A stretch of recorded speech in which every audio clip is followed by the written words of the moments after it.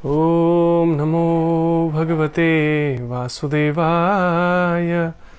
ओम नमो भगवते वासुदेवाय। ओम नमो भगवते वासुदेवाय। हरे कृष्णा। आप सभी का स्वागत है भगवद गीता स्वाध्याय में। आज हम हैं भगवद गीता के 7वें अध्याय के 8वें श्लोक में। आप सबके पास भी भगवद गीता हो तो आप भी साथ में दोहरा सकते हैं। Chapter 7 verse 8। रसो अहम सु कौन्तेय प्रभास्मि शशि सूर्ययो प्रणवः सर्ववेदेषु शब्दः खे पौरुषं नृपु। भगवान कहते हैं रसो अहम अप्सु कौन्तेय प्रभास्मि शशि सूर्ययो प्रणवः सर्ववेदेषु शब्दः खे पौरुषं नृपु। शब्दार्थ, हे कुंती पुत्र, मैं जल का स्वाद हूं, सूर्य तथा चंद्रमा का प्रकाश हूं, वैदिक मंत्रों में ओंकार हूं, आकाश में ध्वनि हूं तथा मनुष्य में समर्थ हूं। सो भगवान नाना प्रकार से अपना परिचय देना चाह रहे हैं उन सभी व्यक्तियों के लिए भी जो कहते हैं भगवान को दिखाओ, भगवान कहाँ पर है। सो भगवान को देखने के लिए वास्तव में भगवान की वाणी, भगवान के संदेशों को हमें समझना होगा और तदनुरूप हमें आध्यात्मिक दृष्टि विकसित करनी होगी, तभी हम वास्तव में भगवान को देख पाते हैं। नहीं तो ये चर्म चक्षु तो हमारी सीमित है, जिसमें हम अपनी पीठ भी नहीं देख सकते। अंधकार हो जाए तो हम अपने ही हाथ भी नहीं देख सकते। तात्पर्य समझते हैं श्रील प्रभुपाद द्वारा। श्रील प्रभुपाद की जय। ओम अज्ञानतिमिरान्धस्य ज्ञानाञ्जन शलाकया चक्षुरुन्मितं येन तस्मै श्री गुरुवे नमः। वाञ्छाकल्पतरुभ्यश्च कृपा सिन्धुभ्य एव च पतितानां पावनेभ्यो वैष्णवेभ्यो नमो नमः। जय श्री कृष्ण चैतन्य प्रभु नित्यानंद श्री अद्वैत गदाधर श्रीवासादि गौर भक्त वृंद। हरे कृष्णा कृष्ण कृष्णा हरे हरे, हरे राम राम राम हरे हरे। नमो विष्णुपदाय कृष्ण पृष्ठाय भूतले श्रीमते भक्ति वेदांत स्वामिनिति नामिने। नमस्ते सरस्वती देवी गौरवाणी प्रचारिणे निर्विशेष शून्यवादी पाश्चात्य देश धारिणे। हरे कृष्ण। आप सभी का स्वागत है। सो भगवान कह रहे हैं आज, हे कुंती पुत्र, मैं जल का स्वाद हूं, सूर्य तथा चंद्रमा का प्रकाश हूं, वैदिक मंत्रों में ओंकार हूं, आकाश में ध्वनि हूं तथा मनुष्य में समर्थ्य हूं। इसको और समझने का प्रयास करते हैं। प्रभुपाद कहते हैं यह श्लोक बताता है कि भगवान किस प्रकार अपनी विविध परा तथा अपरा शक्तियों द्वारा सर्वव्यापी हैं। परा और अपरा शक्तियां हमने पहले समझने का प्रयास किया था। परा शक्ति है वास्तव में भगवान की अंतरंगा शक्ति, यानी जो हमारे भीतर आत्मा है, जो जीवंत है, जो चेतन है, वास्तव में वो जो है वो है पराशक्ति। और जो जड़ वस्तुएं हैं, जैसे हमारा पंचभूत से बना हुआ हमारा शरीर है, आकाश, वायु, पृथ्वी, जल, अग्नि इत्यादि, तो ये पंचभूत है। इनमें ये जीवंत नहीं है वास्तव में, देखा जाए तो ये जड़ है, इसमें जीवन नहीं है। लेकिन उसके बावजूद भी हम कैसे, जैसे हमारा मिट्टी का बना हुआ शरीर भी कैसे बोल रहा है, कैसे सुन रहा है, कैसे बातें कर रहा है, इसका अर्थ है कि इसके भीतर एक चेतन आत्मा है, जिसकी वजह से ये पूरा शरीर क्रियावान है, जीवंत है। जैसे ही वो पराशक्ति निकल जाती है शरीर से, तो व्यक्ति को मृत घोषित कर दिया जाता है। और एक तो है स्थूल शरीर हमारा, और एक हमारा सूक्ष्म शरीर भी है। स्थूल शरीर जो दिखाई देता है, जो जिसको टच कर सकते हैं हम और जिसको हम देख सकते हैं। और सूक्ष्म शरीर है मन बुद्धि अहंकार, जिसको हम केवल अनुभव कर सकते हैं, उसको देख नहीं सकते, लेकिन वो भी हमारा एक सूक्ष्म शरीर है। ये मन बुद्धि अहंकार और पंचभूत से बना हुआ शरीर, इसको अपरा शक्ति कहा जाता है, यानी भगवान की बहिरंगा शक्ति। और भीतर चूंकि चेतन आत्मा है, उसकी वजह से ये शरीर जीवंत है, जिसको कहते हैं हम पराशक्ति या गॉड पार्टिकल। हरे कृष्ण। आप सभी को प्रणाम। हरे कृष्ण। आप सब लोग मुझे दिख रहे हैं, पूनम जी, साधना जी, और आप सभी लोग दिख रहे हैं मुझे, प्रीति जी। ऑलराइट, यह श्लोक बताता है कि भगवान किस प्रकार अपनी विविध परा तथा अपरा शक्तियों द्वारा सर्वव्यापी हैं। सर्वव्यापी यानी सर्वत्र है, ऑल परवेडिंग।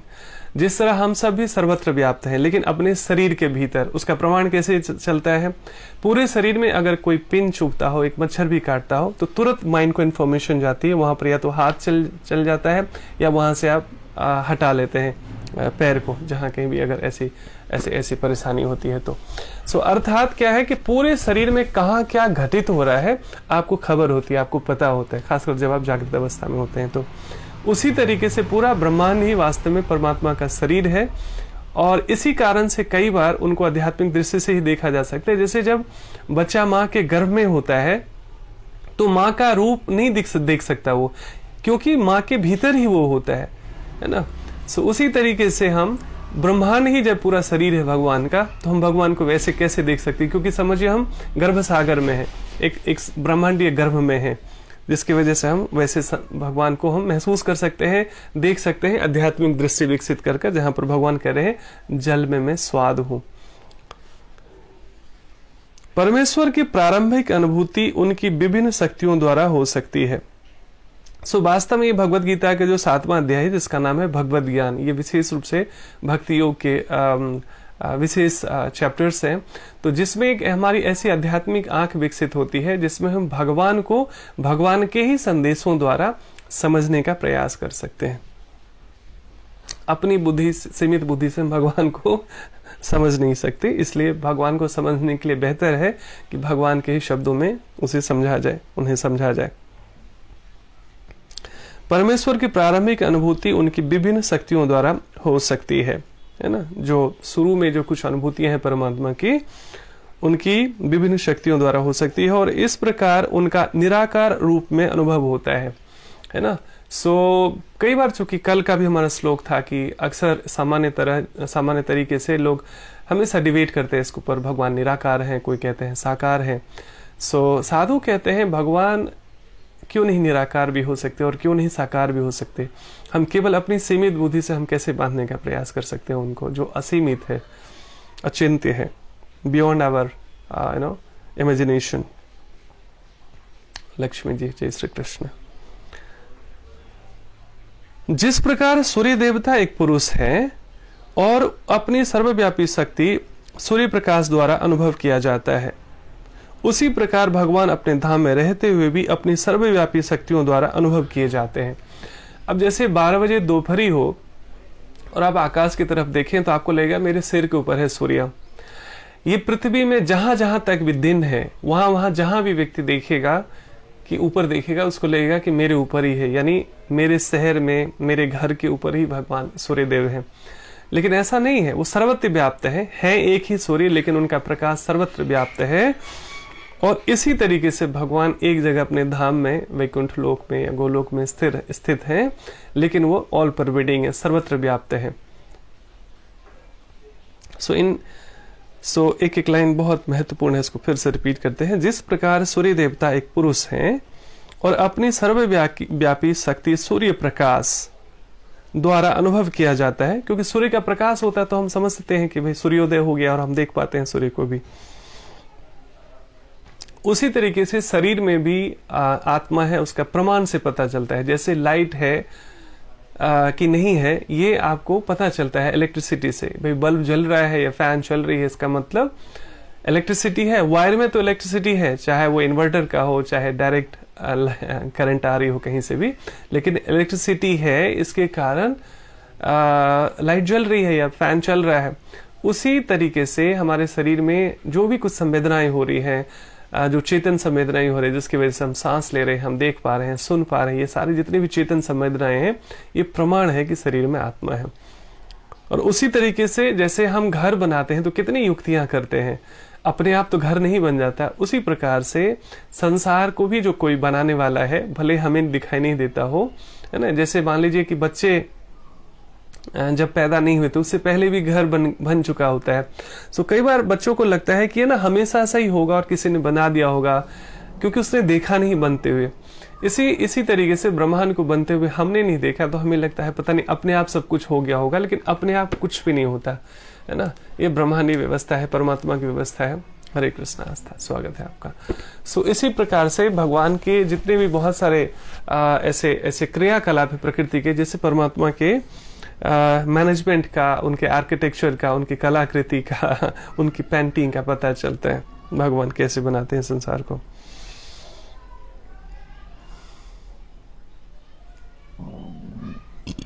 जिस प्रकार सूर्य देवता एक पुरुष है और अपनी सर्वव्यापी शक्ति सूर्य प्रकाश द्वारा अनुभव किया जाता है, उसी प्रकार भगवान अपने धाम में रहते हुए भी अपनी सर्वव्यापी शक्तियों द्वारा अनुभव किए जाते हैं। जल का स्वाद जल का मूलभूत गुण है। जल का जो स्वाद है वो उसका मूलभूत गुण है। कोई भी व्यक्ति समुद्र का जल नहीं पीना चाहता, क्योंकि इसमें शुद्ध जल के स्वाद के साथ साथ नमक मिला रहता है ना। जल के प्रति आकर्षण का कारण स्वाद की शुद्धि है, और यह शुद्ध स्वाद भगवान की शक्तियों में से एक है। जैसे आपको कितना भी प्यास लगा हो, लेकिन आपको एक ग्लास समुद्र का पानी दे दे तो आप थूक देंगे, पी नहीं पाएंगे वास्तव में। लेकिन एक ग्लास आपको मीठा जल मिले, रीता जी हरे कृष्णा, तो आप बिल्कुल पीना पसंद करेंगे उसके स्वाद के कारण। निर्विशेषवादी व्यक्ति जल में भगवान की उपस्थिति जल के स्वाद के कारण अनुभव करता है। यानी जो लोग भगवान को निराकार रूप में देखते हैं, तो ऐसे लोग भगवान को जल के स्वाद के रूप में अनुभव करते हैं। और सगुणवादी भगवान का गुणगान करता है। सगुणवादी क्या है? जो भगवान को देखता है कि भाई वो अपने रूप में है, लीलाओं में है ना, मोर पंख लगाए हुए हैं, गैया चरा रहे हैं, अर्जुन को उपदेश दे रहे हैं। तो ये जो साकार रूप है, सगुणवादी जिसको बोलते हैं, है ना, उस रूप में भगवान की लीलाओं का गुणगान करते हैं, कीर्तन करते हैं, गान करते हैं, क्योंकि वे प्यास बुझाने के लिए सुस्वादु जल प्रदान करते हैं।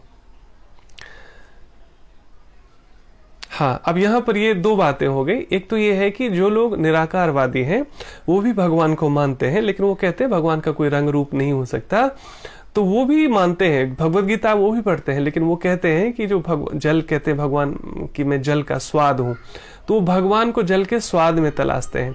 और जो सगुणवादी हैं, जो भगवान को साकार रूप में मानते हैं, वो कहते हैं भगवान को हम इसलिए प्रार्थना करते हैं, भगवान का हम इसलिए गुणगान करते हैं क्योंकि उन्होंने जल बनाया, क्योंकि वे प्यास बुझाने के लिए सुस्वादु जल प्रदान करते हैं। केवल स्वाद में भगवान को नहीं देखते, भगवान को इसके लिए कृतज्ञता के भाव से धन्यवाद करते हैं क्योंकि वो सुस्वादु जल प्रदान करते हैं। परमेश्वर को अब अनुभव करने की यही विधि है। यह है आध्यात्मिक दृष्टि जो हम धीरे धीरे भगवत गीता से विकसित करते हैं। नहीं तो लोग कहते हैं भगवान दिखाओ, भगवान दिखाओ, भगवान दिखाओ। कहाँ दिखता है भगवान? आपको दिखाए क्या भगवान? सो भगवान को देखने के लिए अलग चश्मा चाहिए होगा। ये जो संसारिक चश्मा है उससे भगवान को देखा नहीं जा सकता, और वो चश्मा है आध्यात्मिक चश्मा, स्पिरिचुअल ग्लासेस। तो छठे 7वां अध्याय बहुत ही दिव्य गुणों के बारे में भगवान परिचय देते हैं कि वास्तव में मैं कौन हूं ना। व्यवहारतः सगुणवाद तथा निर्विशेषवाद में कोई मतभेद नहीं है। मतलब यहाँ पर कहने का अर्थ है कोई निराकार को मानते हैं और साकारवाद को मानते हैं, कोई उसमें भेद नहीं है विशेष। जो ईश्वर को जानता है वह यह भी जानता है कि प्रत्येक वस्तु में एक साथ सगुण बोध तथा निर्गुण बोध निहित होता है ना। अब जैसे कई बार यह है कि मन, बुद्धि और अहंकार ये सब एग्जिस्ट करता है हम सबके भीतर, लेकिन कोई जिद करे मुझे दिखाओ, मैं नहीं मानता। किसी को आप जो भी कोई व्यक्ति बोले ना कि भगवान होते हैं या भगवान हृदय में होते हैं, आई डोंट बिलीव इट, मैं नहीं मानता, क्या प्रमाण है? तो आप उस व्यक्ति को प्यार से मुस्कुराते हुए ये जवाब दे सकते हैं कि मैं नहीं मानता, आपके भीतर मन भी है और बुद्धि भी है, you have no mind, you have no intellect. तो सबसे पहले तो गुस्से में आएगा कि अरे ऐसी बात क्यों कह रहे हो, क्योंकि सामान्यतः लोग कहते हैं अरे आप में बुद्धि नहीं है ना।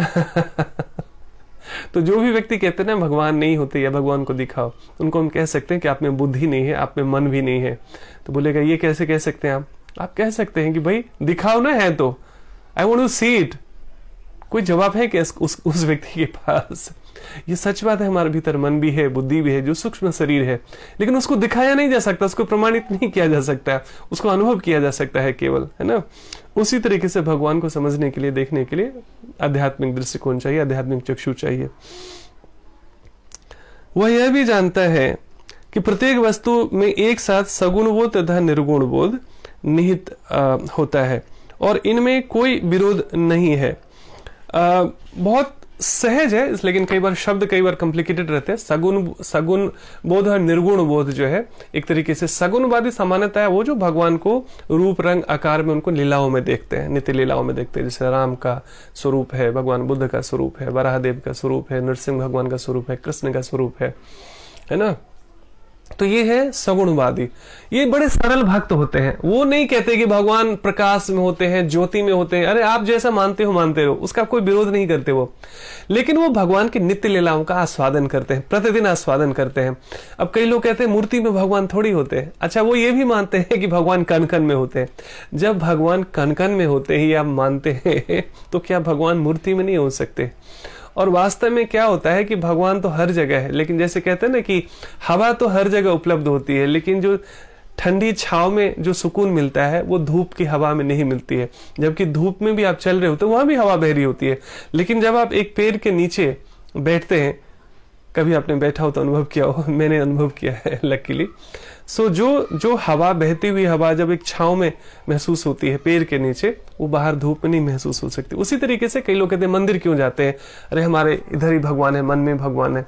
सो है, लेकिन हमारी चेतना इतनी विकसित नहीं है कि हर एक जीव में, हर एक हृदय में भगवान को देख सके, हर एक कण कण में देख सके। ये सिर्फ थ्योरी बन के रह जाती है।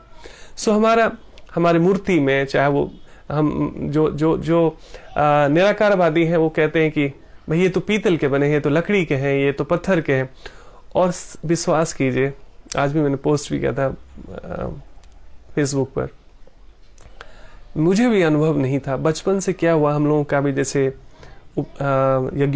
मुंडन हुआ, यज्ञोपवीत हुआ, तो एक पारिवारिक एक फॉर्मेलिटी थी, यज्ञोपवीत हुआ, जनेऊ दिया गया, गायत्री मंत्र दिया गया, सायत्री मंत्र दिया गया, लेकिन कभी वास्तव में उसका ठीक से अर्थ समझ नहीं पाए, उसमें जी नहीं पाए। नहीं तो हम तोते की तरह सारी चीजें रट लेते हैं, फॉर्मेलिटी करते रहते हैं, लेकिन उसको रियलाइज नहीं कर पाते, उसमें जी नहीं पाते, है ना। तो बिना प्रशिक्षण के वास्तव में ऐसा होता नहीं है। जब माता पिता को खुद ही रुचि नहीं होगी भगवत गीता में, तो बच्चों को कहां से प्रशिक्षण मिलेगा?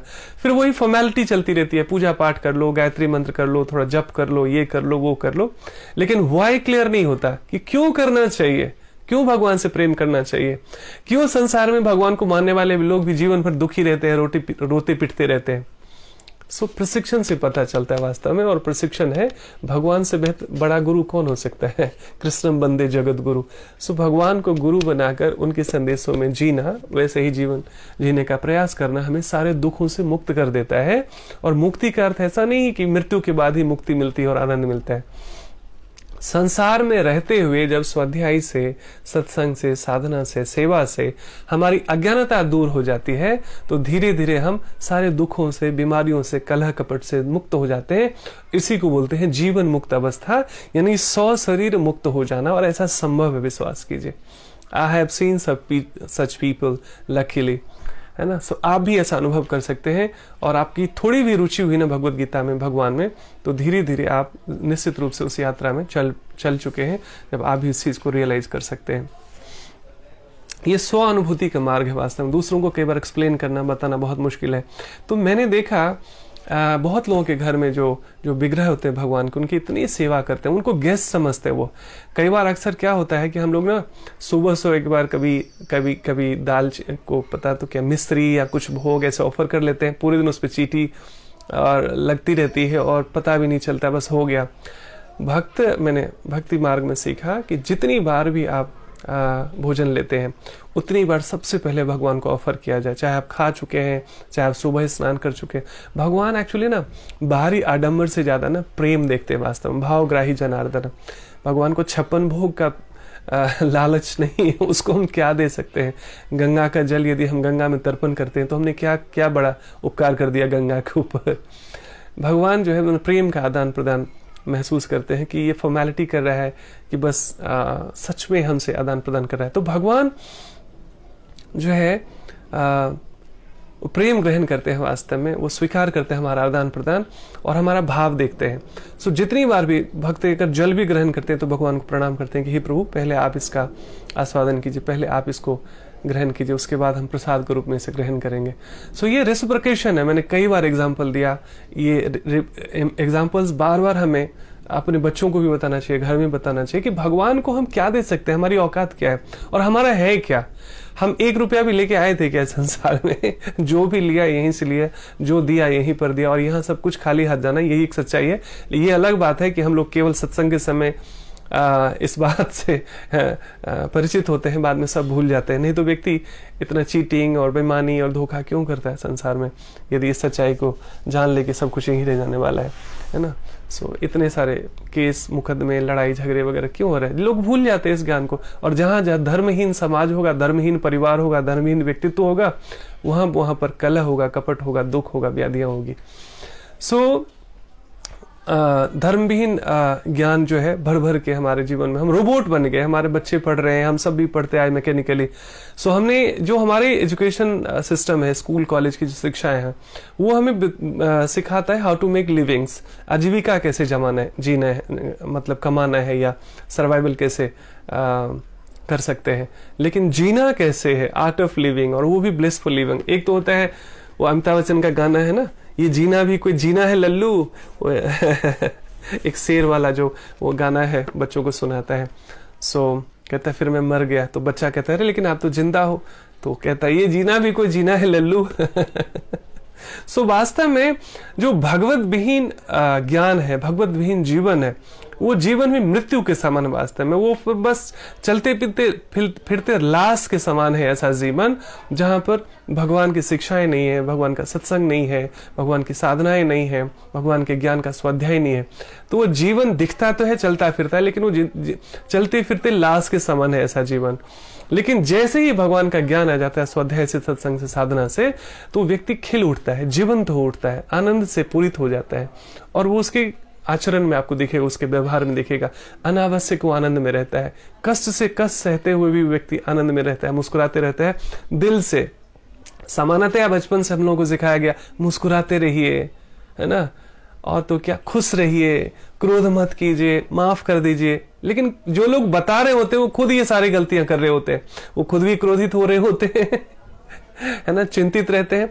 कारण क्या है? मैकेनिकली और ऊपरी इन सब चीजों को सिखा देने भर से या रट लेने भर से प्रॉब्लम्स दूर नहीं होती है। जड़ में पानी डालने से पूरा पेड़ खिल जाता है। वो जड़ में पानी डालना क्या है? भगवान के ज्ञान से इस शरीर रूपी, जीवन रूपी जड़ में प्रतिदिन जल डालना, ये खाद पानी है वास्तव में हमारे जीवन का, है ना। सो केवल सांस लेना ही जीवन नहीं है। जीवन है जब एक एक सांस का उत्सव हो, एक सांस का, एक दिन का, सुबह उठने में बोझ ना लगे, सुबह एक दिन और खिलता हो लगे कि एक और दिन भगवान ने मुझे अवसर दिया कि आज मेरी सांस चल रही है ना, धन्यवाद भगवान। एक दिन में और भगवान का भजन करूंगा, एक दिन में और नाम ले सकूंगा, एक दिन में और सत्संग सुनूंगा, एक दिन में और भगवत गीता पढ़ूंगा, एक दिन में और भगवान के बारे में जिज्ञासा करूंगा। तो ऐसे भक्त हर क्षण का आनंद मनाते हैं, प्रतिपल का उत्सव मनाते हैं, और यही वास्तव में जीना है। इसके बिना जो केवल संसार को भोगने और इंद्रिय तृप्ति की कामना करते हुए जीवन मैकेनिकली, वो रोबोट हो जाते हैं। वो चलते फिरते रोबोट है, मतलब सब कुछ तो ठीक है, लेकिन उसमें आत्मा विहीन जीवन है ऐसा। सो इसलिए धर्म विहीन जीवन जो है आत्मा विहीन जीवन है। और धर्म वास्तव में जीवन जीने की कला है। ये जो धर्म के नाम पर मार काट लड़ाइयां होती है ना, ये मेरा धर्म, ये तेरा धर्म, ये धर्म नहीं है, ये संप्रदाय है, ये अलग अलग अपने कम्युनिटी है, अलग अलग स्कूल्स है। और हर एक स्कूल का उद्देश्य यही था, परमात्मा से परिचित कराया जाए, परमात्मा की शिक्षा मिले। ये सारे धर्म संस्थान का कार्य यही था। लेकिन धीरे धीरे क्या हुआ, भगवान सेकेंडरी हो गए और स्कूल प्रधान हो गया, शिक्षा गौन हो गई, स्कूल में लड़ाइयां होने लगी कि मैं अच्छा स्कूल तो मैं अच्छा स्कूल, तुम बुरा स्कूल मैं अच्छा स्कूल। और पूरे संसार में देखिए धर्म के नाम पर यही लड़ाइयां हो रही है। वास्तव में धर्म सिखाता है मैं वसुदैव कुटुंबकम, पूरे संसार से, पूरे प्राणी से प्रेम करना। ऐसा व्यक्ति पर्यावरण को भी जो है दूषित नहीं करेगा, अपने शरीर को दूषित नहीं करेगा।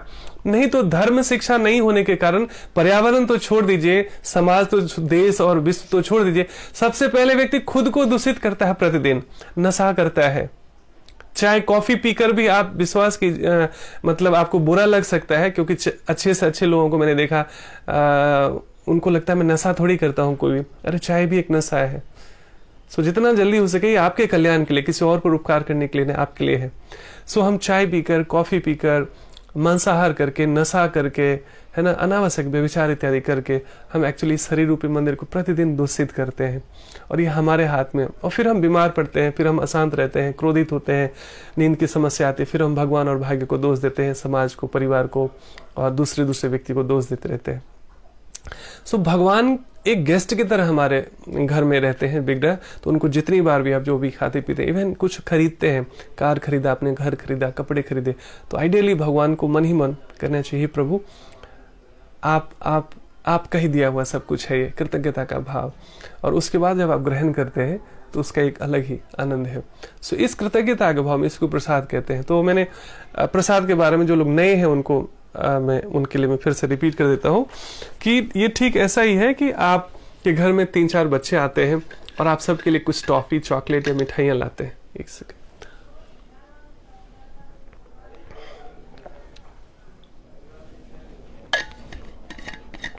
सारे बच्चे मिठाई लेकर अपने अपने हिस्से का भाग जाते हैं।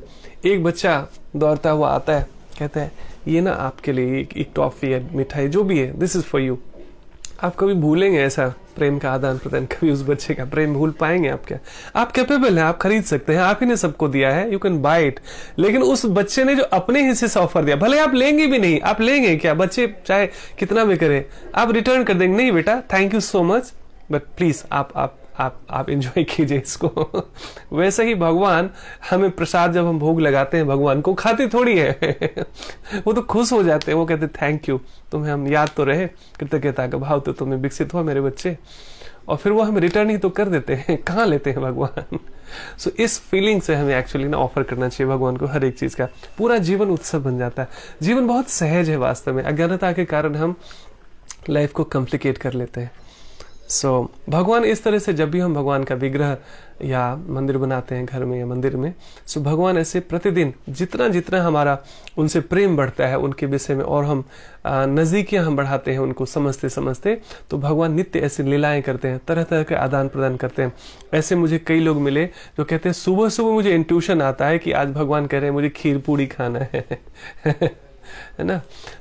ये एक उदाहरण है। कई लोगों के घर में आप विग्रह देखेंगे, आपको लगेगा अरे भगवान मेरी तरफ ही देख रहे हैं।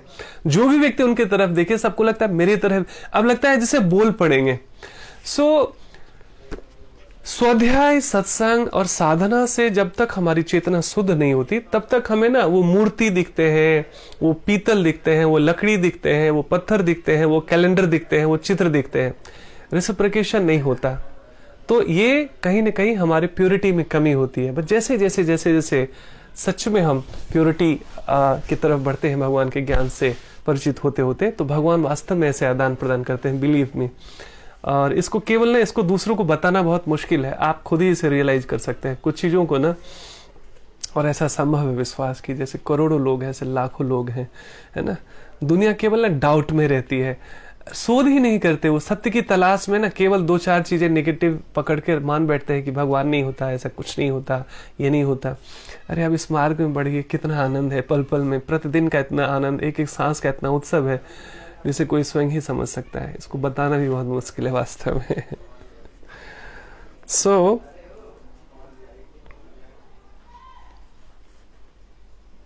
हाँ, और एक मैं बता रहा था सगुण निर्गुण, तो एक तो ये है कि भाई साकार और निराकार भगवान को मानने वाले ऐसे भक्त हैं। और एक ना शब्दों का कई बार क्या होता है, अलग अलग जगह ना अलग अलग अर्थ होता है। निर्गुण का अर्थ होता है जिसमें सामान्य तरह शाब्दिक अर्थ लिया जाए, जिसमें कोई गुण ना हो। तो भगवान ऐसे हो सकते हैं क्या? भगवान को निर्गुण कहा गया, तो भगवान क्या ऐसे हैं जिसमें कोई गुण ही नहीं है? लेकिन यहां पर इसलिए आध्यात्मिक जो साधक होते हैं, जो गुरु शिष्य परंपरा से प्रशिक्षित लोग होते हैं, उन्हीं से सुनना चाहिए, समझने का प्रयास करना चाहिए। निर्गुण का एक अर्थ होता है गुणातीत होना, जैसे भगवान के विषय में भी कहते हैं गुणातीत होना। और भगवान अर्जुन को भी कह रहे हैं, हे अर्जुन, कि प्रकृति के 3 गुणों से बंधा हुआ है व्यक्ति, है ना, तमोगुण, रजोगुण और सतोगुण। ये 3 तरह की रज्जू बताई गई है, रस्सियां बताई गई है, एक लोहे की, एक चांदी की, एक सोने की, लेकिन तीनों है तो रस्सी ही है ना। ये तीनों गुणों से जब तक व्यक्ति बंधा रहता है इमोशनली, मन बुद्धि अहंकार से, तो बार बार शरीर में आना पड़ता है, बार बार उसे जन्म लेना पड़ता है। पर धीरे धीरे स्वाध्याय, सत्संग, साधना से, साधु संग से और भगवत चेतना से जब वो विकसित करता है, तो ये तीनों गुणों की ये रस्सी खोल लेता है अपना वो, और वो मुक्त अवस्था में, मुक्त अवस्था जहां पर फिर दोबारा इसको संसार में नहीं आना पड़ता, दुख इत्यादि नहीं।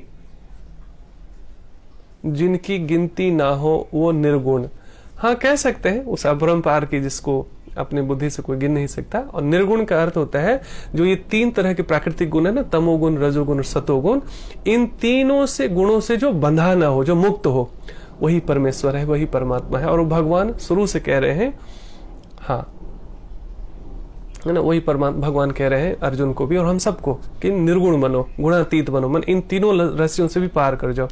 अब इसको मैं कई बार कह चुका हूं, लेकिन फिर भी इसको रिपीट करते रहना चाहिए, कई बार हम अक्सर भूल जाते हैं। तमोगुण का लक्षण है जिसमें आदमी बिना कोई बुद्धि लगाए हुए, बिना विवेक उसका जागृत नहीं होता है, वो पागलपंती में होता है, कुछ भी बोलेगा, कुछ भी खाएगा, दुखी होएगा, परेशान होएगा, उसका अपना जीवन भी नारकीय होता है, पशुवत या राक्षसी प्रवृत्ति की होती है, और वो दूसरों का जीवन भी हेल बना देता है। दूसरा है रजोगुण, ये थोड़े से अच्छे लोग होते हैं, लेकिन इनका पूरा जीवन पीपल कॉन्शियस होता है, ये निकेन प्रकारेण संसार को कैसे प्रभावित करना है ना। तो उनकी सारी एक गतिविधि ऐसी होती है कि लोग कैसे प्रभावित होंगे, संसार कैसे प्रभावित होएगा। तो उसके कारण वो अच्छे बनने का प्रयास तो करते हैं, लेकिन खुद सुकून की जिंदगी में नहीं रहते। लोगों को प्रभावित करने के लिए लोग तो कहते हैं हाँ बड़े अच्छे हैं, बड़े खुश नसीब हैं, बड़े किस्मत वाले हैं, लेकिन वास्तव में उनका व्यक्तिगत जीवन इतना आनंदमय नहीं होता।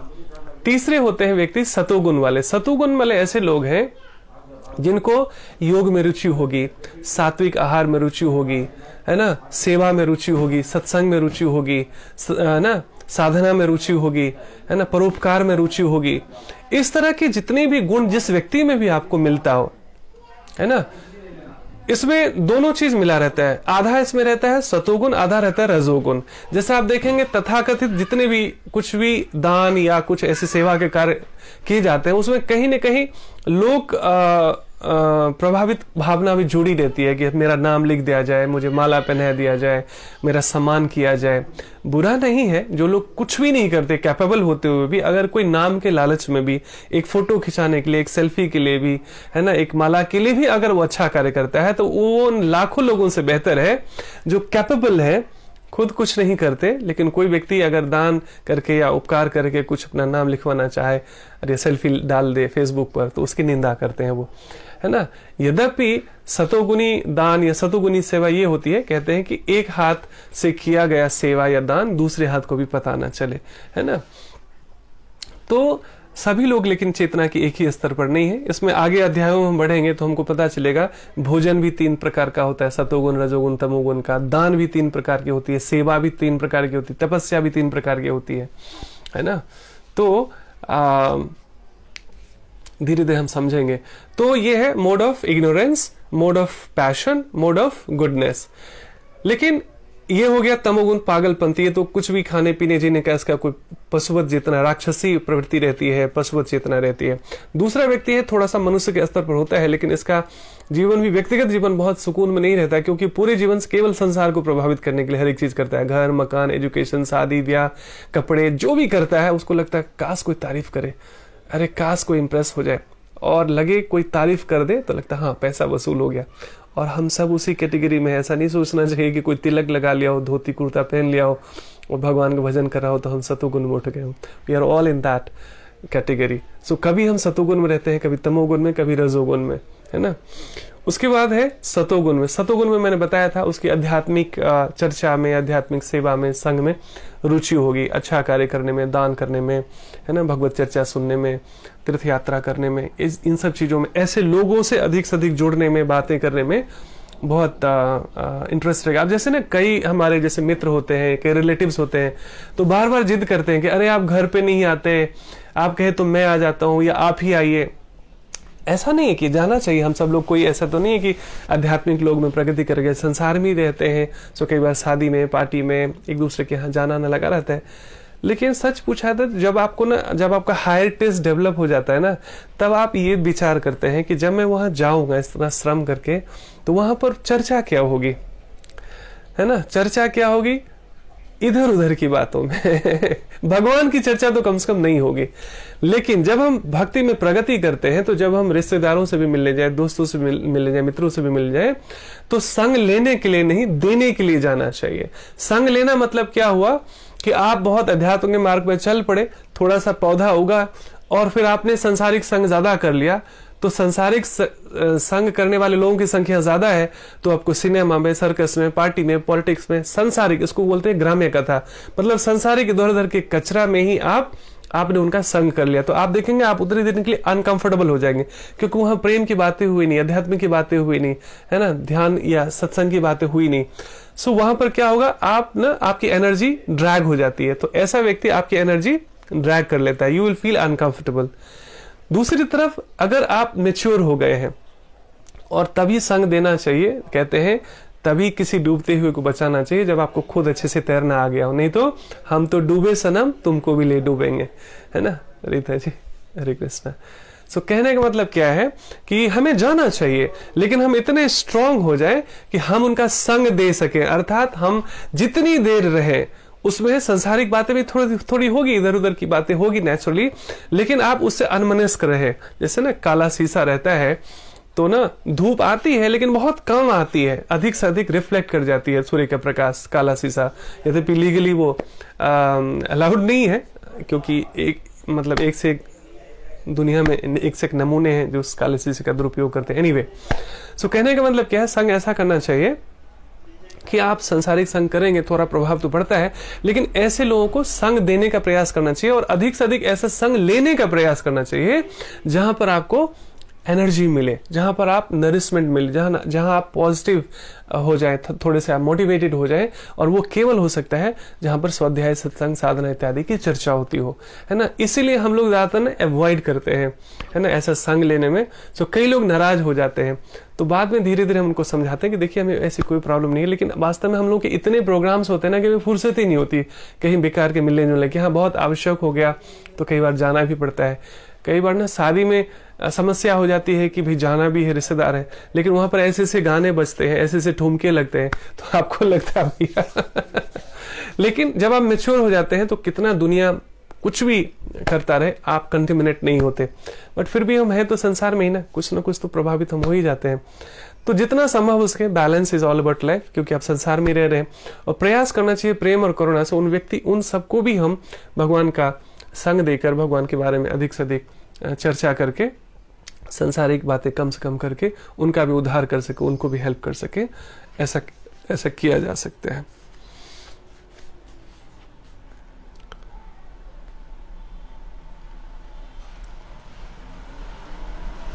जल के प्रति आकर्षण का कारण स्वाद की शुद्धि है, और यह शुद्ध स्वाद भगवान की शक्तियों में से एक है।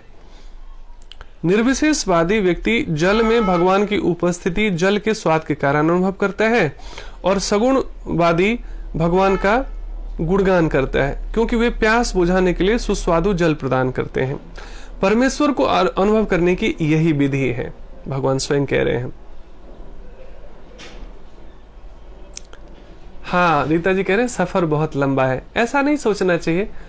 अच्छी बात यह है कि आध्यात्मिक मार्ग में केवल लक्ष्य का ही उत्सव नहीं है, केवल लक्ष्य का ही आनंद नहीं है, सफर का भी आनंद है, इस यात्रा का भी आनंद है कि आज हम सुन पा रहे हैं, ईश्वर मैं कितना भाग्यशाली हूं कि दुनिया आज अपनी रोजी रोटी कमाने में गधे की तरह लगी हुई है। बुरा नहीं है, करना ही पड़ता है, जिनकी मजबूरी है, जिनको करना ही पड़ता है, लेकिन हम कितने भाग्यशाली हैं कि आपने मुझे भोजन, वस्त्र, आवास दिया है, उसके बावजूद कौन सी विधि दिव्या मैं समझ नहीं पाया, तो कौन सी विधि रिपीट करना है मुझे एक बार फिर से बताइएगा, नहीं तो आप शुरू से देख लीजिएगा ये पूरा वीडियो जब मैं इसे अपलोड करूंगा। और you can remind me what kind of that भक्ति।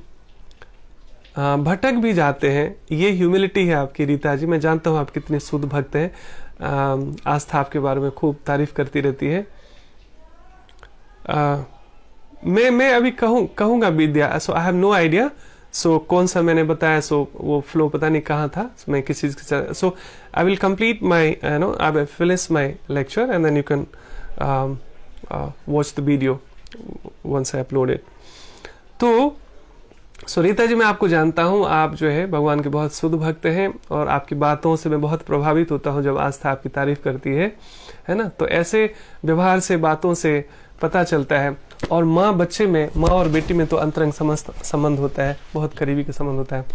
और कोई भी बेटी या कोई माँ अपनों के बारे में कुछ चर्चा करता है तो पता चलता है कि उनका लेवल कैसा है। सो ये भक्तों की ह्यूमिलिटी है वास्तव में, कि बड़े शुद्ध होते हैं, वो भगवान के परम भक्त होते हैं और फिर भी वो हम्बल होते हैं, कहते हैं जी नहीं, मुझे अभी तो रास्ता बहुत दूर है, मैं तो ठीक से भक्त भी नहीं बना हूँ, मैं ठीक से भक्ति भी नहीं कर पा रहा हूँ। यही विनम्रता है वास्तव में भक्तों की, है ना। सो यही ह्यूमिलिटी होनी चाहिए। संसार में तो थोड़ा सा ज्ञान आ जाए, लोगों को अहंकार आ जाता है, लेकिन भक्ति मार्ग मुझे इसलिए अच्छा लगा क्योंकि ये इतना लबालब प्रेम और अहंकारहीनता, इतनी विनम्रता होते हुए भी भक्तों को देखेंगे, वो कहते हैं दासानुदास, मैं दासों का भी दास हूँ। देखिए ना, भगवान हनुमान जी कितने शक्तिशाली थे और कितनी सहजता से भगवान का दासत्व स्वीकार करते हैं, उसमें आनंद है वास्तव में, है ना। शरणागति का भाव, ये दास जो बनना है वास्तव में संसारिक दासत्व की बात नहीं है, परमात्मा के दासत्व की बात है, जहां वो दासों के भी दास बनने के लिए स्वीकार करते हैं वो भक्त वास्तव में। और इसी सरलता के कारण भगवान ऐसे भक्तों से बहुत प्रेम करते हैं। और भगवान कहते हैं ददामि बुद्धि योगम त्वम, ऐसे कहते हैं, ऐसे जो शुद्ध भक्त होते हैं उन्हीं को मैं ज्ञान और बुद्धि भी प्रदान करता हूँ वास्तव में। जो अहंकार में भरे रहते हैं, मुझे सब कुछ पता है जी, मैंने गीता पढ़ लिया जी, मुझे वेद पढ़ लिया जी, तो ये अहंकार के कारण, अहंकार भगवान का जो है ना आहार बन जाता है। सो जितनी ह्यूमिलिटी रहना, जितनी कहते हैं ना, संसार के कटुबधु अनुभवों को संजो कर भी जो व्यक्ति अपने को भीतर से रिक्त महसूस करता है और हमेशा कुछ नया सीखने की ललक रखता है, समझ लो एक बहुत महान भक्त पैदा हो रहा है समाज में, है ना। So we are in that journey. So ये जर्नी भी, ये यात्रा भी बहुत उत्सव है वास्तव में, है ना। जैसे हम मान लीजिए कि कहीं हम वृंदावन जाते हैं या कहीं हरिद्वार जाते हैं या कोई भी तीर्थ स्थान जाते हैं, तो वहां जाकर तो आनंद आता ही आता है, लेकिन जैसे ही घर से निकलते हैं हम, चाहे वो ट्रेन से जाएं, एरोप्लेन से जाएं, बस से जाएं, कार से जाएं, उसका भी एक अलग ही आनंद है, खुशी वहीं से शुरू हो जाती है कि now we are going to Vrindavan, we are going to Haridwar, we are going to Rishikesh and all. So ये यात्रा भी बहुत आनंददायी है वास्तव में। सो ये हम सब लोग केवल डेस्टिनी का ही, जो केवल लक्ष्य का ही उत्सव नहीं बनाते, वास्तव में हम इस यात्रा का भी हर दिन हर पल उत्सव बनाते, एक सांस का उत्सव, कि हे प्रभु कितनी कृपा है, आपने मुझे इतनी मदद दी। संसार में इतना लोग पार्टी में, पॉलिटिक्स में, इस पता नहीं नाना प्रकार के फाइट्स में, ग्रजेस में, ईगो में, एरोगेंस में, बदले की भावना में लोग सड़ रहे हैं, पक रहे हैं। उनको लगता है मैं बदले ले रहा हूं, लेकिन वो खुद भी अपने लाइफ को हेल बना चुके हैं इन सब अज्ञानता के कारण। लेकिन हम लोग कितने भाग्यशाली हैं, इसी संसार में मैं भी रह रहा हूं, लेकिन कितनी अहेतु की कृपा है आपकी कि आपने मुझे स्वाध्याय से परिचित कराया, सत्संग से परिचित कराया, साधना से परिचित कराया, और तभी हमारा जीवन सेवामय बन पाता है। सो ये उत्सव मनाने का विषय है वास्तव में है। तो ये यात्रा भी बहुत कल्याणकारी है, बहुत बहुत आनंददायी है।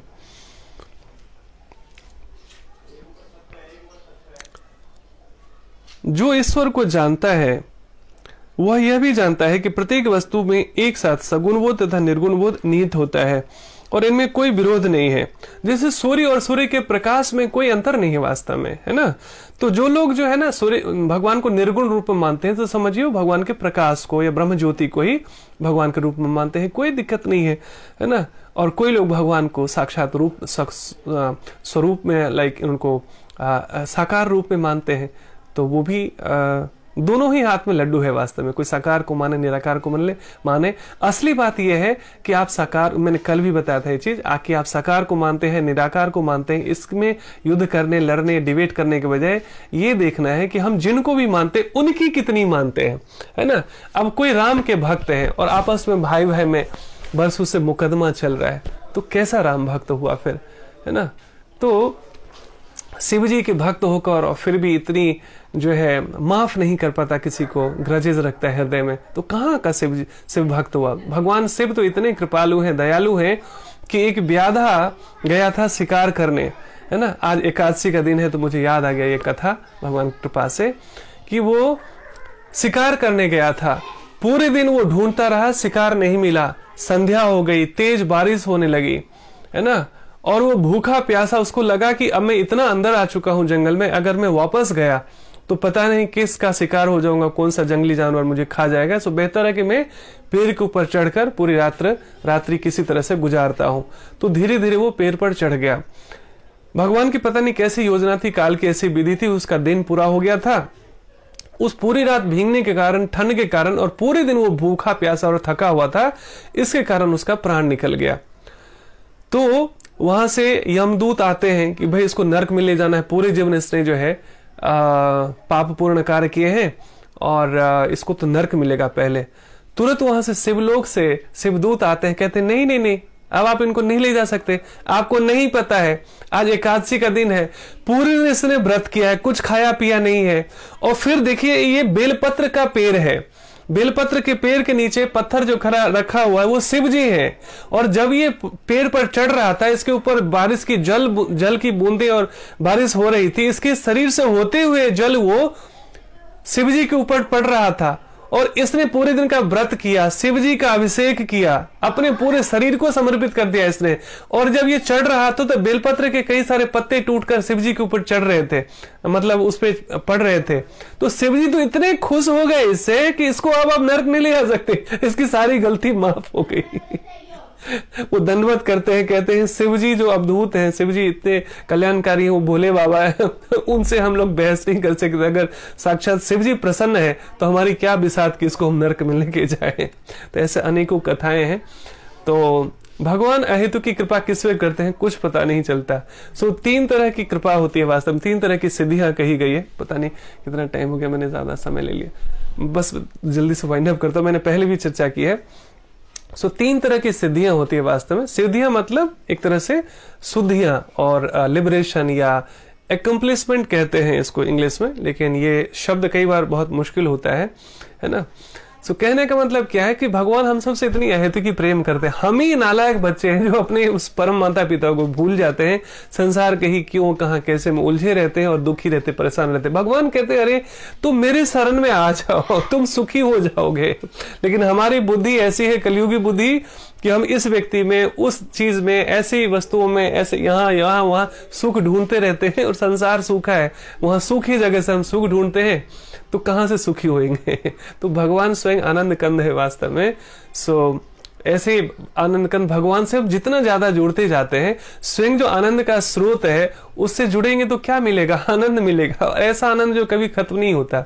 सो भगवान इतनी अहेतु की कृपा करते हैं। अब जरा सोचिए, कोई व्यक्ति गलती करे तो हम जज बन जाते हैं, लेकिन अपनी गलती को हम कितनी यूं चुटकियों में माफ कर देते हैं। अगर सच में हमारे हर एक गलतियों का हिसाब किताब होने लगे तो कोई व्यक्ति यहाँ पर जिंदा नहीं रहेगा। अब जरा हम कल्पना, ईमानदारी से आंख बंद करके ध्यान में हम कल्पना करें, बचपन से लेकर आज तक हमने छोटे बड़े कितने सारे सिंफुल एक्टिविटीज में इन्वॉल्व रहे होंगे। अगर उस सब का एक एक हिसाब, एक एक का दंड मिलने लगे तो हमारा यहाँ रहना मुश्किल हो जाएगा। लेकिन भगवान कहते हैं नालायक बच्चे हैं, अबोध हैं, इनको पता नहीं कि ये क्या कर रहे हैं, है ना। और यही भक्त भी सोचते हैं। कोई व्यक्ति आपको अपमानित करता हो, कोई आपको इंसल्ट करता हो, कोई आपका अहित करता हो, तो भगवान से प्रार्थना करनी चाहिए कि हे प्रभु, ये व्यक्ति नादान है, अबोध है, इनोसेंट है, इसको पता नहीं कितना अपने बुरे कर्म इकट्ठा कर रहा है ये, है ना। और हो सके तो इसको क्षमा कर दीजिए, नहीं तो कितना दंड मिलेगा इसको। मैं भी क्षमा करता हूं, और हे प्रभु आप भी हो सके तो इसको सद्बुद्धि दीजिए जैसा आपने मुझे दिया। हम भी तो नालायक बच्चे ही थे आपके, लेकिन धीरे धीरे आपके अहेतु की कृपा हुई थी। ऐसे आप तो नहीं आए, लेकिन आपने अपने रिप्रेजेंटेटिव छोड़े हुए हैं संसार में, जो हमारी उंगलियां पकड़कर हमें चलना सिखाते हैं धर्म के मार्ग पर। वो हमें आपसे जोड़ने का प्रयास करते हैं, है ना, सच में जीना सिखाते हैं। तो कितनी अहेतु की कृपा है। सो एक जो बार बार हम कहते हैं, साधु कहते हैं, बिन सत्संग विवेक न होई और राम कृपा बिन सलभ न सोई। सो आधा तो हमारा प्रयास है जो हम सत्संग में जुड़ पाते हैं, लेकिन जब तक भगवान की कृपा नहीं हो ना, तो इसमें आना भी बहुत मुश्किल है। लेकिन कहते हैं God helps those who help themselves. तो कई लोग ना जीवन भर बहाना बनाते हैं जी, जब तक भगवान की इच्छा नहीं होगी जी तब तक हम कैसे सत्संग में आएंगे, कैसे सत्संग सुनेंगे, कैसे साधना करेंगे। ये सब बहाना है वास्तव में। आप इच्छा तो करो। भगवान कहते हैं तुम मेरी तरफ 1 कदम रखो तो मैं 10 कदम तुम्हारी तरफ आने के लिए तैयार हूं।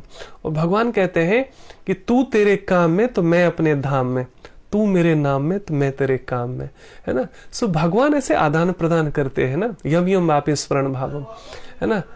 जिस जिस जिस रूप में हम भगवान को स्मरण करते हैं, सखा भाव में, मित्र के रूप में, है ना, प्रेमी के रूप में, माधुर्य रस में, साख्य रस में, दास्य रस में, जो जिस रूप में भगवान को एक्चुअली स्मरण करता है भगवान वैसे रेसिप्रोकेट करते हैं, है ना। तो यही वास्तव में जीवन जीने की कला है। तो हम सब भाग्यशाली हैं कि आज वर्किंग डे है, 2 से 3 का दोपहर का समय है, उसके बावजूद चाहे तो किसी का लंच का टाइम होता है। कई बार मुझे लगा कि हम टाइम चेंज करते हैं, लेकिन कई लोगों ने कहा कि 2 से 3 हमारा लंच टाइम होता है, तो अर्ली मॉर्निंग कई लोगों के पास टाइम नहीं होता, शाम में और लोग बिजी हो जाते हैं, है ना। तो दोपहर का हमने सोचा थोड़ा सा टाइम निकालते हैं। और अच्छी बात यह है कि जो लोग सेम टाइम में लाइव सुन भी नहीं सुन पाते, तो बाद में भी इसको सुन ही सकते हैं अपने समय पर। तो सुनो सुनाओ लाइफ बनाओ, यही उद्देश्य है वास्तव में। तो हम लोग कितने भाग्यशाली हैं कि ना, इतनी चमक दमक की दुनिया में आकर्षित होते हुए भी हम लोग फिर भी थोड़े से स्टेबल है, थोड़ी सी भी रुचि है, और यही आशा है। ऐसा नहीं कि हम एक दिन में साधु बन जाएंगे, आवश्यकता भी नहीं है। बैलेंस करना है हमें, दोनों हाथ को बैलेंस करना है, गृहस्थ जीवन भी और आध्यात्मिक जीवन भी, और दोनों का बैलेंस रहता है तो ये जीवन की गाड़ी, दोनों पटरी बहुत अच्छे से चलती है। अतः भगवान चैतन्य ने अपना शुद्ध सिद्धांत प्रतिपादित किया जो अचिंत्य भेदाभेद तत्व कहलाता है। अचिंत्य भेदाभेद का मतलब है कि वो अचिंत्य है, अकल्पनीय है, इस बुद्धि से परे है। स्वीकार कर लो, नहीं तो क्यों कहां कैसे में उलझे रह जाते लोग। जिज्ञासा करना, प्रश्न करना, व्हाई क्लियर करना बुरा नहीं है, लेकिन पूरे जीवन अगर हम केवल तर्क ही करते रहे, केवल प्रश्न ही पूछते रहे, भगवान के ज्ञान में विश्वास ही नहीं किया, तो ऐसे व्यक्ति के जीवन में फिर कैसे आनंद आ सकता है। तो प्रश्न और जिज्ञासा तो अवश्य ही करने चाहिए कि ऑनेस्टी से। लेकिन कई बार 2 तरह के प्रश्न करते हैं। कई लोग प्रश्न करते हैं चैलेंज करने के लिए, है ना। कई बार पता नहीं कोई व्यक्ति है फेसबुक पे, उन्होंने एक दिन कमेंट किया था, मैंने आत्मा और परमात्मा के विषय में मैंने बोला था कि जैसे भाई ये शरीर छोड़कर आत्मा दूसरे शरीर में जाती है ना। तो उस व्यक्ति ने कमेंट किया था कि अच्छा आपने उस आत्मा को जाते हुए देखा एक शरीर से दूसरे शरीर में। तो मुझे बहुत हंसी आई कि ऐसे व्यक्ति को समझाना बेकार है, अपनी ऊर्जा व्यर्थ है ऐसे व्यक्ति को जवाब सवाल देने में। तो 2 तरह का प्रश्न होता है, एक तो होता है चैलेंज करना और एक होता है सच्ची जिज्ञासा, सच में हम जानना चाहते हैं। दोनों में जमीन आसमान का फर्क है। तो जो केवल पूरे जीवन चैलेंजिंग मोड में रहता है कि एक को हम द्वितीय नाचते, मुझे सब पता है जी, और दूसरों को नीचा दिखाना, हर एक बात को काटने में लगा रहता है, तो उस व्यक्ति को तो भगवान ही केवल उद्धार कर सकते हैं। और दूसरा व्यक्ति है 1000 सवाल करेगा, जीवन भर भले सवाल करेगा, लेकिन उसका उद्देश्य है मुझे भगवान को जानना है, सच में जानना है। ऐसी जिज्ञासा बहुत दिव्य है, अथात तो ब्रह्म जिज्ञासा कहा गया इसको। सो 3 तरह की सिद्धियां मैं बता रहा था। एक है साधन सिद्ध, कृपा सिद्ध और नित्य सिद्ध। साधन सिद्ध है उमेश प्रभु, हरे कृष्ण, राधे राधे, रोजी जी आप सभी का स्वागत है। तो 3 तरह के सिद्ध होते हैं व्यक्ति, है ना। कि कई बार ना मुझे जब ये कहानियां जब मैं सुनता था ना कि भगवान ना अंत काले क्षमा स्मरण मुक्ता कलेवरम, भगवान कहते अंत काल में भी कोई मेरा नाम ले तो मैं उसको उद्धार कर देता हूं। मुझे लगा अच्छा ये तो अच्छी चीटिंग है, पूरे जीवन भर बेईमानी करो, चीटिंग करो, पाप करो, अंत में राम राम ले लो और भगवान उद्धार कर देंगे। लेकिन धीरे धीरे जब साधना में मैच्योरिटी आई, जिज्ञासा करते करते समझ में आया कि अंत समय में भी वही नाम ले पाता है जिसने पूरे जीवन नाम लिया हो। नहीं तो अंत समय में ऐसी सी कहानियां हैं कि एक बाबा जी का अंतिम समय आ गया था, वो बहुत बुजुर्ग थे दादाजी, सामने शिव जी का मंदिर था। मैंने कई बार ये उदाहरण दिया, फनी एग्जाम्पल्स याद रहते हैं ना। तो सभी बच्चों को भी पता था, आजकल भारतीय होने के नाते कम से कम बच्चे को पता है कि भाई अंत काल में भी तुलसी रखा जाता है, गंगा जल पिलाई जाती है, गोदान कराया जाता है, भगवान का नाम सुनाया जाता है, लेने के लिए बोला जाता है, प्रेरित किया जाता है। तो बच्चों ने कहा, बोले बाबा जी सामने शिव जी का मंदिर है, बोलिए भोला भोला। और पूरे जीवन दादाजी ने केवल एक्चुअली आस्था को पहले पता चल गया पहले कई बार हमने स्टोरी सुनाई हुई है। और बाबा जी को पूरे दिन ना, पूरे जीवन ना एक जो ड्रिंक था वो बहुत पसंद था, वो था कोका कोला। तो बाबा जी मरणासन में भी भगवान का नाम नहीं ले पाए, बोले क्या कह रहे हो, कोका कोला, कोका कोला कहाँ है कोका कोला? और बच्चे हंस पड़े, कह रहे अरे बाप रे, दादाजी के भगवान ही मालिक है। अंत समय में हम चाह रहे थे कहेंगे भोला भोला, और उनको सुनाई दे रहा था कोका कोला। तो सच्चाई यही है कि अंत समय में भी भगवान का स्मरण, नाम सुमरन उसी के जीवन में आता है, उसी को याद रहता है जिसने पूरे जीवन भगवान का नाम लिया है वास्तव में, है ना। नहीं तो बहुत मुश्किल होता है। तो धीरे धीरे हमने समझा कि ये बहुत सरल मार्ग है और उतना ही कठिन भी है। जो टेकन फॉर ग्रांटेड ले लेते हैं ना, उनके लिए कठिन है, और जो पूरी श्रद्धा से पूरे जीवन थोड़ा सा डरते भी है, थोड़ा सा सीरियसली लेते हैं, तो और जिज्ञासा करते हैं और साधना करते हैं और पूछते हैं और सत्संग अटेंड करते हैं, ओवर कॉन्फिडेंट कभी नहीं होते सच्चे सरल भक्त वास्तव में। हमेशा पूरा संसारिक ज्ञान भर के भी उनके जीवन में हो जाए, फिर भी अपने आप को रिक्त महसूस करते हैं। वो अपने से कम ज्ञानी भक्त के प्रति भी शरणागत रहते हैं कि हाँ प्रभु जी, आप भगवान के विषय में कुछ बताना चाहते हैं, सुनिए, आप बताइए आप क्या कहना चाहते हैं, कि क्या पता भगवान किस रूप में आकर उनको ज्ञान देकर चले जाए। तो 3 तरह की सिद्धियां होती है। एक है साधन सिद्ध। साधना सिद्ध मतलब पूरे जीवन जो साधना करते करते करते करते, जैसे हम सब लोग साधना मार्गी है ना, योग करके, प्राणायाम करके, ध्यान करके, नाम सुमरन करके, सेवा करके, सात्विक आहार लेके, भगवान को प्रसाद लेकर प्रयास करते हैं कि हे प्रभु मुझसे प्रसन्न हो जाइए, मैं पूरा प्रयास कर रहा हूं ईमानदारी से। अब कितने ईमानदारी से करते हैं सिर्फ कहने की बात नहीं, वो भगवान को पता होता है, हमारे हृदय को पता होता है, लेकिन हम प्रयास कर रहे हैं, इससे भी भगवान बहुत प्रसन्न होते हैं। भगवान एक्चुअली ना रिजल्ट नहीं देखते, वो प्रयास देखते हैं वास्तव में। सो वो इंटेंशन देखते हैं भगवान वास्तव में। सो एक है साधन सिद्ध, एक है कृपा सिद्ध। कृपा सिद्ध मतलब जैसे ऐसा व्यक्ति था जिसने पूरे जीवन स्वीकार किया, कुछ धर्म कर्म का कार्य नहीं किया, लेकिन वो इत्तेफाक से एकादशी का दिन था, पूरे जीवन उसने पूरे दिन उसने कुछ खाया नहीं था, और उसके बारिश भी हो रही थी, शिव जी का जो है पत्थर रूप में जो है रखा हुआ था वहां पर एक शिवलिंग बेलपत्र के नीचे, और भगवान जी खुश हो जाते हैं शिव जी कि देखो इसने पूरे दिन का व्रत किया, बेलपत्र चढ़ाया, अभिषेक किया, है ना, तो अब इसको शिवलोक मिलेगा। इसको बोलते हैं कृपा सिद्ध। इसमें आप क्यों कहां कैसे नहीं कर सकते, ऐसे बहुत सारे लोग हुए, है ना। वाल्मीकि जी का ही देख लीजिए, वो पूरे जीवन रत्नाकर डाकू ग्रुप में पूरे जीवन पाप करते रहे, लेकिन जैसे ही साधु संग मिला, जैसे नारद जी का संग मिला, सो ये संग मिलना भी ना कोई साधारण बात नहीं है। पूर्व जन्म में कुछ न कुछ अच्छा रहता है जो लौट कर आता है। ऐसे ही हम देखते हैं अजामिल की कथा में, पूरे पापमय एकदम जीवन, लेकिन लास्ट में जो है उनको साधु मिलते हैं, तो बच्चे का नाम नारायण रखते हैं, और केवल नारायण नाम लेने से उनको एक बार मौका दिया जाता है। उनका प्राण हर के ले जा रहे थे यमदूत, और विष्णुदूत से लोग उनको प्राण लौटाकर कहते हैं कि जितने प्राण पाप किए हैं उसको न्यूट्रलाइज करो साधना करके, फिर तुम्हें मुक्ति मिलेगी। सो ये कृपा सिद्ध है वास्तव में। और एक नित्य सिद्ध है जो संसार में आते ही हम सबका कल्याण करने के लिए। जैसे एक उदाहरण से समझते हैं, जैसे जेल होता है, तो इस संसार को ना कारागृह बताया गया है, दुखालय में असस्वतम, यहाँ पर दुखों का घर है, सुधार गृह है।